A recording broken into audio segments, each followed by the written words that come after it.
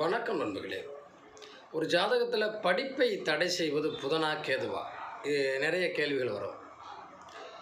கேது இந்த 2ஆம் இடத்துல இருந்தாருனாலோ அல்லது புதனோடு சேர்ந்தாலோ படிப்பை தடுத்துரும் அப்படிங்கிறது நம்ம எல்லாரும் அறிந்த உண்மை தான்.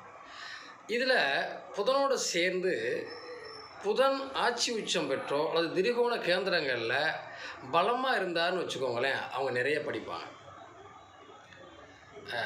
நல்ல ஆய்வுகள் ஆராய்ச்சிகள் கட்டி ரொம்ப ஒரு ஞான மார்க்கமாக சிந்திக்கக்கூடிய விஷயங்களை சொல்லக்கூடிய ஒரு அறிவு சார்ந்த ஒரு மகான்களாக ஆராய்ச்சியாளர்களாக இந்த உலகத்துக்கு ஏதாவது ஒரு புதுமையான விஷயங்களை கொடுக்கக்கூடிய ஞானிகளாக வரக்கூடிய வாய்ப்புகளை கொடுக்கும்.